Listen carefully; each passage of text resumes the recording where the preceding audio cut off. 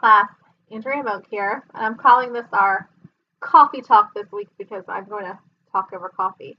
So I was looking through some articles this morning actually to find some interesting things that we could discuss as far as ethics and marketing goes, because of course we're discussing ethics and marketing this week, and your discussion questions are exploring ethics and marketing, and I can already see that you all have some really interesting insight to share. But I wanted to have a little bit of a somewhat face-to-face interaction to discuss this a little more, to really hopefully spur your ideas and get you to think about things related to ethics and marketing as you are exposed to it on a daily basis. Because, as I've mentioned in discussions previously, marketing is something that we see everywhere. We cannot get away from it. When you are online, when you're on social media, when you're driving down the road, when you're listening to the radio, and you're flipping through a magazine at the doctor's office, no matter where you are, you cannot get away from it. Even if your television is on mute, just the flash of a logo in your peripheral vision is a way that you're being marketed to. It's all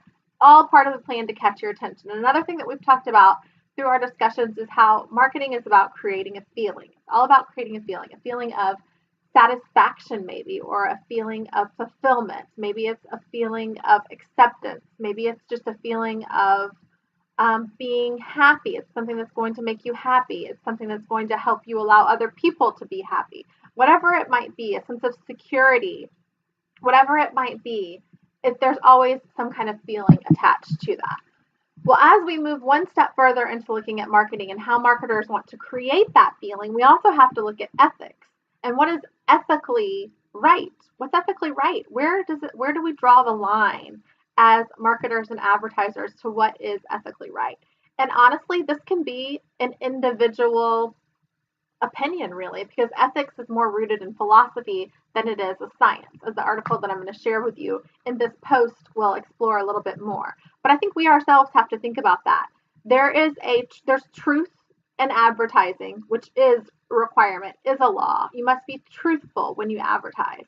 But as we can all, I'm sure, share examples of, there's always a little bit of wiggle room where there's some deception that goes on in marketing and advertising. I know that we can all think of examples where this has happened. We talked about the Reebok toning, the shoes that toned suit earlier this week in our discussion question. And there's another one that the article mentions as far as Nutella and it being advertised as a healthy snack or a healthy treat, when if you've ever turned it over and looked at the ingredients, we know that it's far from healthy. Delicious, yes. Healthy, no.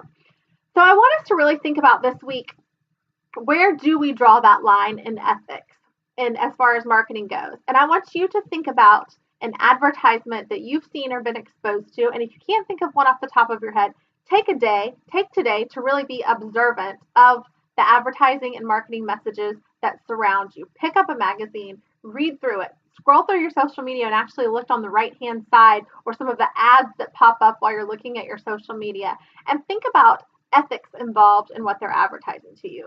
One thing that I know has caught my attention a lot recently is shock factor.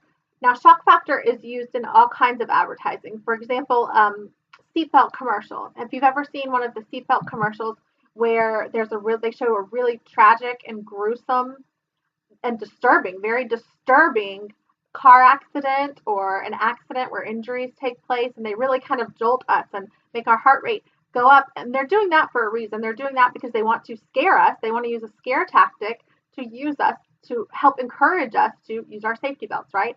So we can see where the ethics in that might reign on the more acceptable side, because the purpose behind it isn't necessarily to sell us something, but it's to really keep us safe. But I see these scare tactics and these shock factors used in other ways where brands are simply just trying to get our attention so that we learn what their brand is, so that they create brand awareness. And sometimes that is by negative things.